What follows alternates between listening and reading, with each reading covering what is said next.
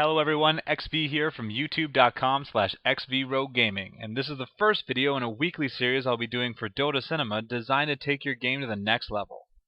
While this is something I've touched upon in previous videos, today's episode is dedicated to pulling the lane. Pulling the lane refers to interrupting the pathing of a creep wave by causing them to fight a neutral camp. This technique is an excellent way to keep the point of conflict behind or near your tower and provide you with a safe place to farm.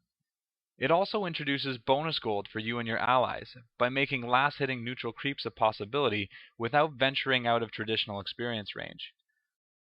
Conversely, it denies your opponent experience. For the most part, this is done by keeping them out of range, but friendly creeps dying to neutrals does not provide any experience to enemy heroes, even if they are close enough.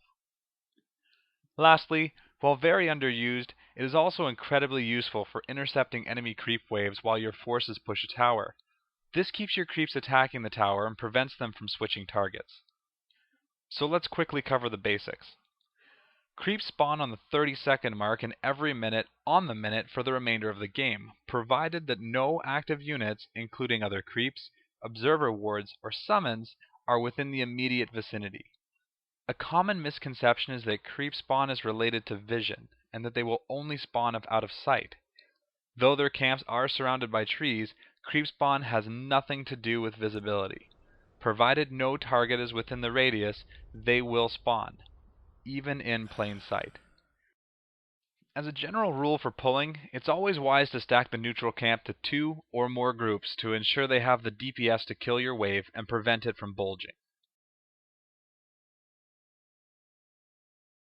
The primary pull camp for the Radiant is adjacent to the bottom lane. Pulling the neutral camp on the 15 and 45-second mark will draw it on a collision course with the Radiant wave, redirecting it into the woods.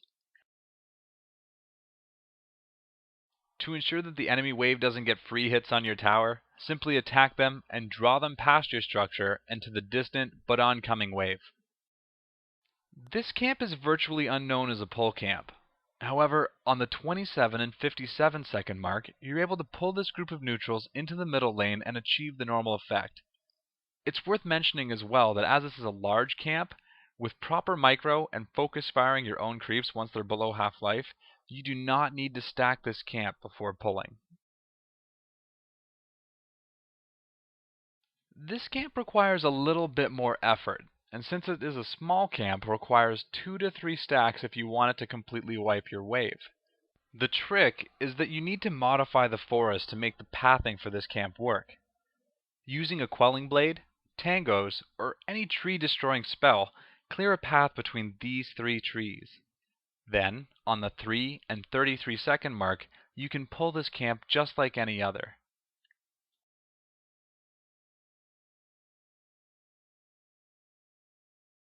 Like the Radiant, the Dire's primary camp is pulled on the 15 and 45-second mark and grants all the same benefits as its mirror. Unlike the Radiant, the Dire's small camp requires no landscaping and is simply pulled on the 3 and 33-second mark. As mentioned before, double stacking is a minimum and triple is recommended to completely wipe your wave. What's interesting about this camp is the relationship it has with the Dire's primary. This camp can be used to stall the follow-up wave after the primary camp has been pulled. This is an effective tool to use if you're tri-laning to give each of your allies a solo place to farm to increase your golden experience per minute while denying as much as possible from your enemies. This helps to mitigate the normal level advantage your enemies end up with by having less heroes in lane. The last pullable Dire camp is a little bit tricky. Pulling it on the 28 and 58-second mark will have it arrive in lane just in time to pull the teeth out of the Dire wave. This is because ranged creeps and catapults are the only ones in aggro radius. Often this tactic is more trouble than it's worth, but it's useful for drastically reducing the DPS of your wave, causing the point of conflict to naturally draw towards your tower.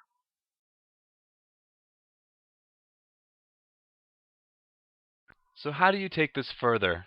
Well, to start, there's piling in additional neutral creeps. This is effective for keeping your friendly creep occupied longer and to move them to a new camp so that the previous one can respawn. This is a lot more difficult to teach, however, because it does not have specific timings. When pulling an additional camp into the fray, they have to arrive within seconds of your friendly creeps defeating the last of the first camp.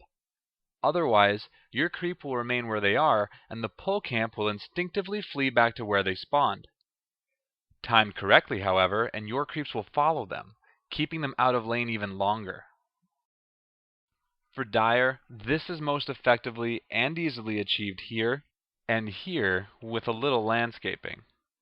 For the Radiant, here and here after cutting down a tree or two.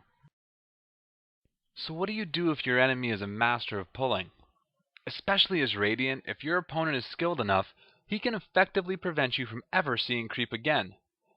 Most of the time I see players take this path and try to disrupt the pull or steal last hits, but there is a safer and more experience-rich alternative. Cutting down this tree and pulling on the 15 or 45-second mark will pull the large camp out and intercept your reinforcements. This gives you a safe place to farm, identical to your opponent's, but against neutrals that provide more gold and experience than theirs. As a side note, the Dire can pull this camp into the lane as well, but the timing is less predictable, as at this point, any friendly wave should have been interrupted for at least a few seconds, whether it was against neutral or enemy creeps. As always, if you liked this video, please thumbs up and subscribe to my channel for exclusive content and weekly contests. But this series has a twist. In the comments below, post the topics you want to learn about. Upvote the ones you like, and downvote the ones you don't. The top suggestions each week will shape this series into being exactly what you want. Until next week, though, this is XV, signing out.